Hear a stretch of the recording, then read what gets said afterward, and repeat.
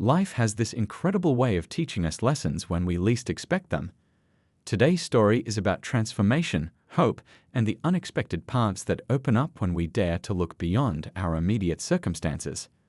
Let me take you into the world of Vikram, a young man from a small town who'd always been told that dreams were for someone else. Growing up, he'd heard countless stories of struggle, how limited resources and tough circumstances crush potential before it can even breathe. Vikram worked as a local mechanic, spending his days fixing motorcycles and electrical equipment. It was honest work, the kind that keeps communities running. But deep down, he felt something was missing. Every evening, after washing the grease off his hands, he'd look at the distant horizon and wonder, is this all there is? His tiny workshop was more than just a place of work. It was a classroom of life lessons. People from all walks of life would come, students with broken bicycles, farmers with malfunctioning pumps, elderly folks with cherished old radios. Each interaction was a story, each repair a small miracle of problem solving. One scorching summer afternoon, an old farmer arrived with a water pump that seemed beyond repair. Most mechanics would have sent him away, telling him to buy a new one. But Vikram saw something more, a lifeline for a family that depended on that pump for their livelihood. He spent hours understanding the intricate mechanics, researching solutions, and experimenting with limited resources. His mother would bring him tea, watching with a mix of concern and pride as he worked tirelessly. "You've always been different," she'd say, her eyes sparkling with hope. 3 days and countless attempts later, Vikram did the impossible. He not only repaired the pump, but also improved its efficiency. The farmer was overwhelmed. For him, this wasn't just a fixed machine, but a restored hope for his family's survival. Word spread quickly. What seemed like a simple repair became a turning point. Local entrepreneurs started noticing Vikram's unique approach, his ability to see potential where others saw only problems. A small local technology institute heard about his innovative repair techniques. They'd offered him a part-time technical training program, something he could pursue alongside his workshop. It wasn't the traditional path, but it was a path nonetheless. Vikram's life began to change. He wasn't just fixing machines anymore. He was learning to solve complex problems. His workshop became a hub of innovation, where traditional skills met modern learning. Young apprentices would gather around, watching in awe as he transformed seemingly hopeless situations into opportunities. His younger siblings saw a different version of success. It wasn't about fancy degrees or city jobs, but about passion, persistence, and the ability to create value. They learned that true education goes beyond classroom walls. It's about curiosity, problem solving, and believing in yourself. The community started seeing Vikram differently. He wasn't just the local mechanic anymore. He was a problem solver, an innovator, someone who could bridge traditional skills with modern technology. But the most profound change was internal. Vikram discovered something powerful, that your background doesn't define your potential. Where you start is not where you have to finish. Every challenge is an opportunity in disguise, waiting to be understood and transformed. His journey wasn't about becoming rich or famous. It was about continuous learning, about finding dignity in work, about proving that innovation can come from the most unexpected places. As the sun would set over his small workshop, casting long shadows and warm golden light, Vikram would reflect on his day. Each repaired machine was more than a job completed. It was a life touched, a problem solved, a small contribution to the world. Think about your own life. Where are the hidden opportunities? What skills do you possess that you've underestimated? Remember, greatness isn't about grand gestures. It's about excellence in small moments, about seeing potential where others see limitations. Your story is still being written, and the most beautiful chapters often begin in the most unexpected ways. Soft, inspiring music fades. Narrator's closing reflection: embrace your journey. Every challenge is a hidden opportunity. Your potential is limited only by your imagination. As Mrs. Thompson rounded the corner onto Maple Avenue, she caught sight of a group of teenage boys walking in her direction. There were 5 of them, all wearing the blue and white jerseys of the local high school basketball team, their sneakers squeaking against the sidewalk as they walked. She could hear their cheerful voices carrying on the morning air, talking about their recent game and sharing jokes that made them burst into laughter. For a moment, she thought about her neighbors' recent discussions at the community meeting. Some had expressed concerns about groups of teenagers hanging around the neighborhood, suggesting they might be up to no good. Mrs. Thompson had sat quietly during those meetings, remembering how her own children and their friends had once been viewed with similar suspicion just because they were young and energetic. The boys were getting closer now, their tall frames casting long shadows in the morning sun. The youngest-looking one was carrying a basketball under his arm, occasionally spinning it on his finger to show off to his friends. Another had his team jacket slung over his shoulder, revealing the number 23 on his jersey. They seemed to be in high spirits, probably heading home from their morning practice. Mrs. Thompson thought about her grandson, who also played basketball for his school team in Ohio. She remembered how hurt he had been when an elderly couple had crossed the street to avoid him and his teammates one evening after practice. "But we're good kids, Grandma," he had told her on the phone, his voice thick with emotion. "We volunteer at the youth center. We all get good grades. Why do people judge us before they know us?" Those words had stuck with her, and she had promised herself never to let fear or prejudice cloud her judgment. Her late husband, a high school teacher for 30 years, had always said that young people would live up to, or down to, your expectations of them. "Treat them with respect," he would say, "and they'll surprise you with their kindness." The shopping bags were feeling heavier by the minute, and her arms trembled slightly as she adjusted her grip. The plastic handles were cutting into her fingers, leaving red marks on her skin. She had probably bought too much again, but the sales had been too good to pass up. Her arthritis wasn't making things any easier, sending sharp twinges up her arms with each step. The group of boys was only a few yards away now. She could see their faces more clearly, young, bright-eyed, and full of energy. They were carrying gym bags over their shoulders, probably containing their school clothes and books. One of them was wearing his jersey inside out, making his friends tease him about being too sleepy to dress properly that morning. Mrs. Thompson couldn't help but smile at their playful banter. It reminded her of the times when her own children would come home from school with their friends, raiding the kitchen for snacks and filling the house with laughter. Those had been such precious days, though she hadn't fully appreciated them at the time. The morning sun was getting warmer now, and she could feel a bead of sweat rolling down her temple.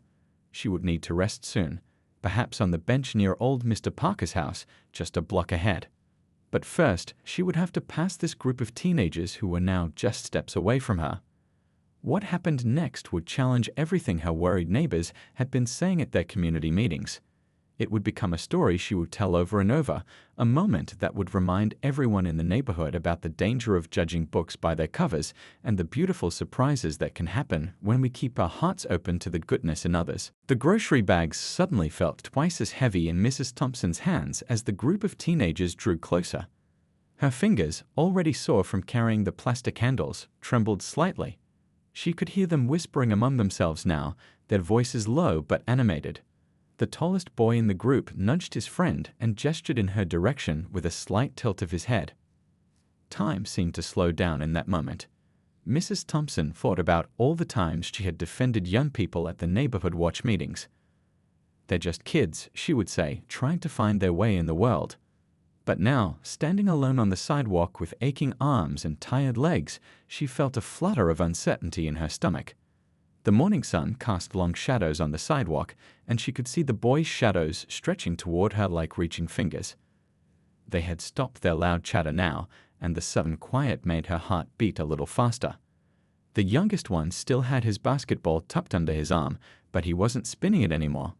Instead, he was looking at her with an expression she couldn't quite read. She thought about her own teenage grandchildren, how quickly people sometimes judged them when they were out with their friends. "Stand up straight," she would tell them, "and look people in the eye. Show them who you really are." Now she took her own advice, straightening her back despite the pain in her joints, trying to look confident even as her arms shook from the weight of the groceries. One of the bags was starting to tear at the bottom, and she could feel a can of soup shifting dangerously. Of all the moments for a bag to break, this had to be the worst. She tried to adjust her grip, but her arthritis made her fingers stiff and uncooperative. A few drops of sweat trickled down her back, and she wasn't sure if it was from the effort or her nerves. The The boys were close enough now that she could see the school logo on their jerseys, the local high school's proud blue and white colors. She noticed small details she hadn't seen before. One boy had his shoelace untied, another wore a small cross necklace that caught the sunlight, and the tall one had a band-aid on his elbow, probably from basketball practice. They were whispering again, heads bent together in discussion. The one with the untied shoelace kept glancing at her grocery bags, then back at his friends. Mrs. Thompson remembered her husband's words about teenagers. "They're like dogs that can smell fear," he used to joke. "The more nervous you act, the more nervous they'll be around you." The morning traffic hummed in the background, and somewhere nearby, a bird was singing in one of the old oak trees that lined the street. These familiar sounds somehow made the moment feel more surreal. She could hear Mrs. Chen's wind chimes tinkling from a few houses down, their gentle music a stark contrast to the tension she felt. Her arms were really aching now, and she knew she wouldn't be able to hold the bags much longer. She would have to stop and rest them on the ground soon, but something kept her frozen in place. The boys had stopped walking and were now standing in a loose semicircle just a few feet away. The tall one stepped forward slightly, and Mrs. Thompson found herself holding her breath. What happened in the next few seconds would completely change how she saw these young men and how she would tell this story for years to come. It would become a moment that proved her right about all those times she had defended young people at community meetings, though not in any way she could have expected. The universe, it seemed, was about to teach everyone a lesson about judging others too quickly. The tall boy stepped forward, and what happened next would become a moment Mrs. Thompson would never forget. "Ma'am," he said, his voice gentle and respectful, "those bags look really heavy. Would you please let us help you carry them?" His friends nodded in agreement, their faces showing genuine concern. For a moment, Mrs. Thompson stood speechless. The kindness in the boy's voice was so unexpected that she felt her eyes beginning to water. She looked at their faces, young, earnest, and full of sincerity. The morning sun caught the small cross necklace one of them wore, making it gleam like a tiny star. "We saw you struggling from down the street," said another boy, the one with the basketball. He had tucked it under his arm and was already reaching for one of her bags. "Our coach always tells us to look out for people in our community. It's what makes a team more than just players on a court." The plastic bag that had been threatening to break chose that moment to give way. As it started to tear, 3 of the boys moved quickly, catching the groceries before they could spill onto the sidewalk. Their quick reflexes, honed from countless hours of basketball practice, saved her canned goods from rolling down the street. "Good catch," the tall boy said to his friends, then turned back to Mrs. Thompson with a warm smile. "See, it's a good thing we were here. These bags were about to give up on you." His gentle joke made her laugh, and just like that, the tension she had felt earlier melted away completely. She watched as they carefully redistributed her groceries among themselves, making sure nothing would fall or break. They handled her shopping with such care, checking which bags were the weakest and needed the most support. One boy even took off his team jacket and used it to cradle some of the more delicate items. "My grandmother lives just down the street," shared the boy with the band-aid on his elbow. "She's always trying to carry too much by herself too. She says she doesn't want to bother anyone, but helping each other isn't a bother, it's what neighbors do."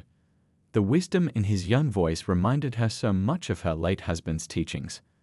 The youngest one noticed her rubbing her sore hands and said softly, "My mom has arthritis too. These plastic bags can be really harsh on the joints. Next time, maybe we could bring you one of those rolling carts my mom uses. They help a lot." The thoughtfulness of his suggestion touched her heart deeply. All around them, the neighborhood continued its morning routine. Cars passed by, birds sang in the trees, and somewhere a lawnmower hummed in the distance.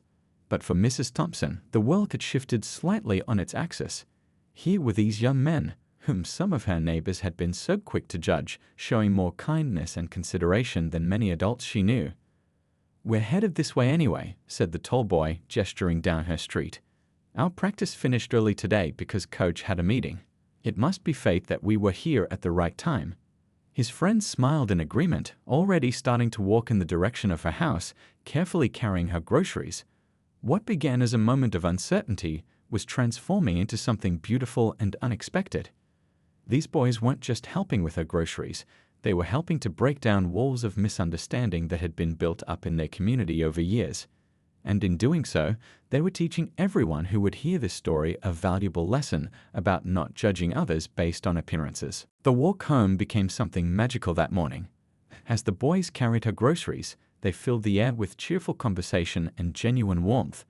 Mrs. Thompson found herself smiling more than she had in months, listening to their stories and sharing a few of her own.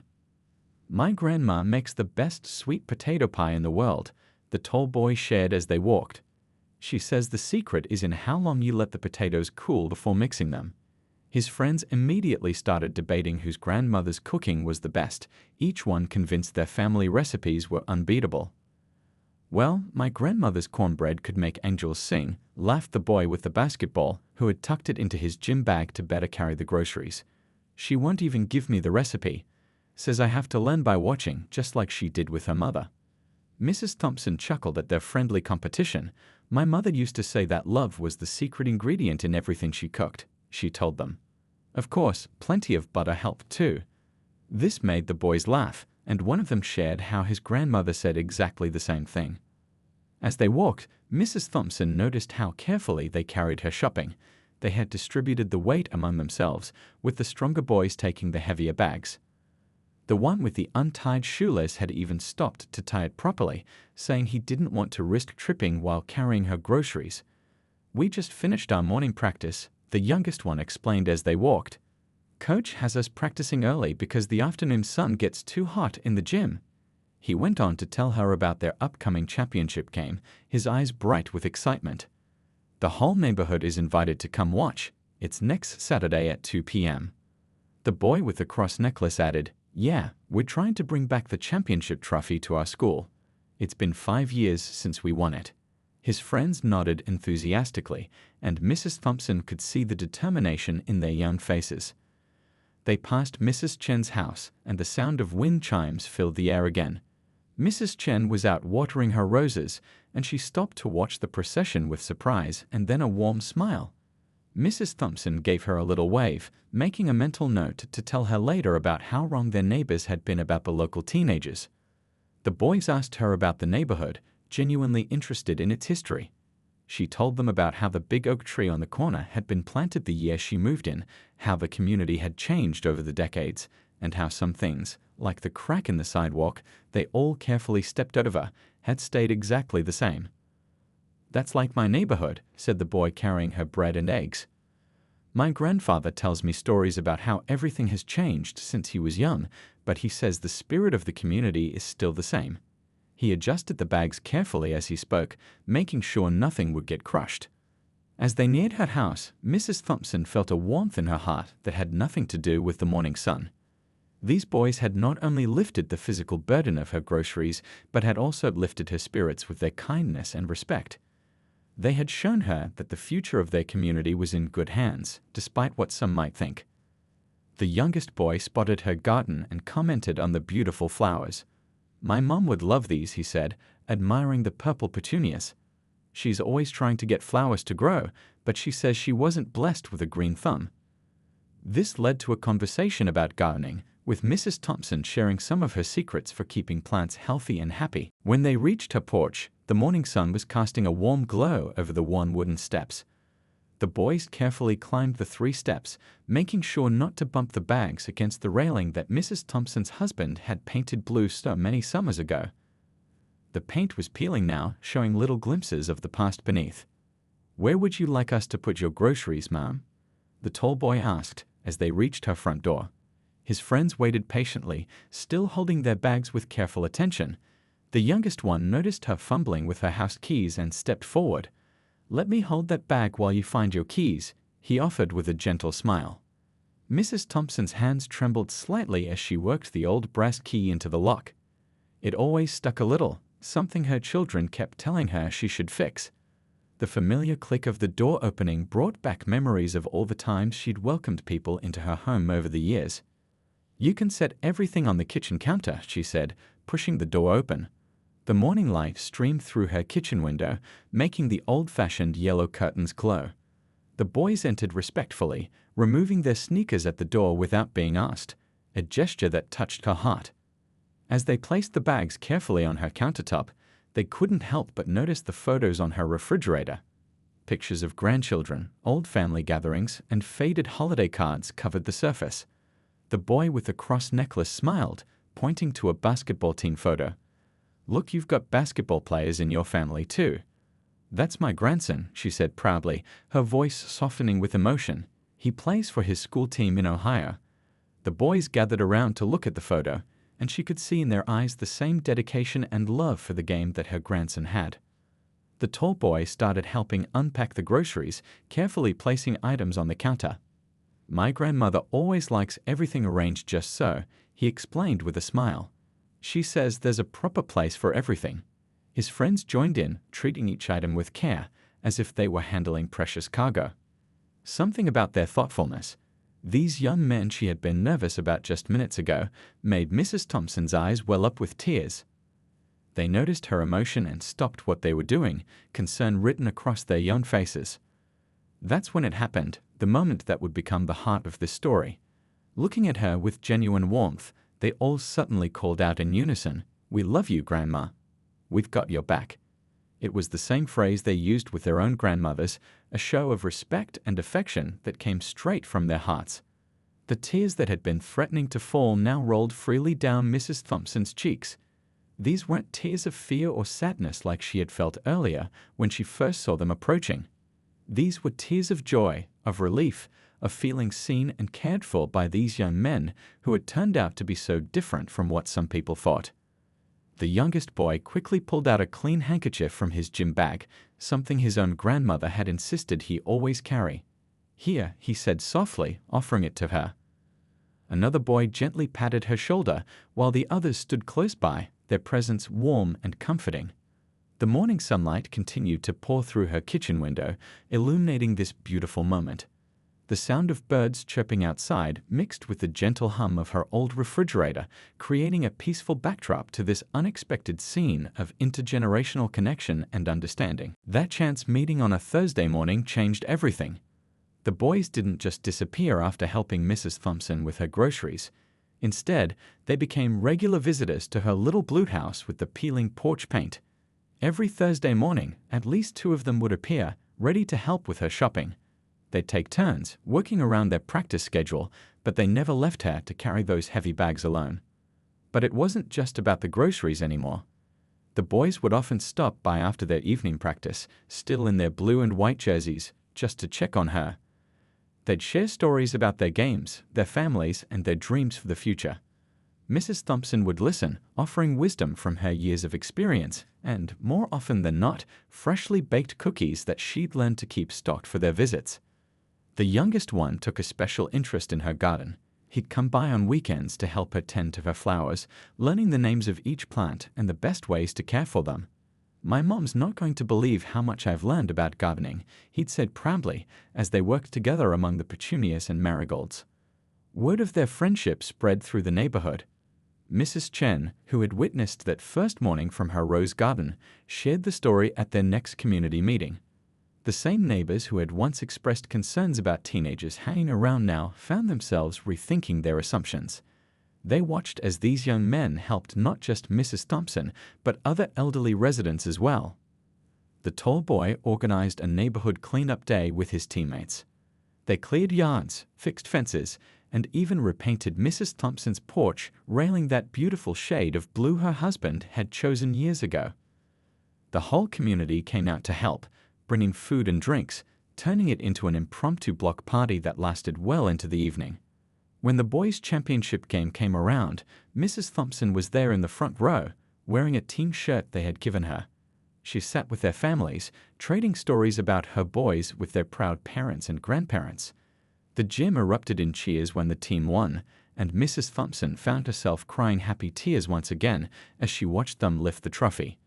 During the celebration, the boys made sure to include her in their team photo, the championship trophy held high between them. That photo now holds a special place on her refrigerator, right next to the picture of her grandson's team.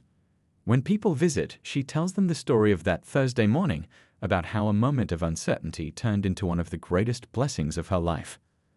The boys' impact spread beyond just their neighborhood. Mrs. Thompson was invited to speak at the local high school about building bridges between generations. She shared her story, watching as students and teachers alike wiped away tears. The school principal started a community outreach program, pairing student athletes with elderly residents who needed help with everyday tasks. On warm evenings, you can still find Mrs. Thompson sitting on her porch, surrounded by her adopted grandsons, as she now calls them. They bring their homework sometimes, asking for her help with history essays or just seeking her advice about life. The sound of their laughter mingles with the tinkling of Mrs. Chen's wind chimes and the rustle of leaves in the old oak trees. The boys often tell her how much she's taught them about judging less and loving more. But Mrs. Thompson just smiles, knowing that they're the ones who taught the whole neighborhood about the power of kindness and the importance of looking past first impressions. Their simple act of helping an elderly woman with her groceries had created ripples of change that transformed an entire community. Sometimes angels wear basketball jerseys, Mrs. Thompson now says whenever she tells her story at community gatherings. And as she looks around at the faces of young and old, black and white, all sharing food and laughter together, she knows that the real miracle wasn't just that morning's act of kindness, it was how that one moment opened hearts and minds, building bridges that would last for generations to come.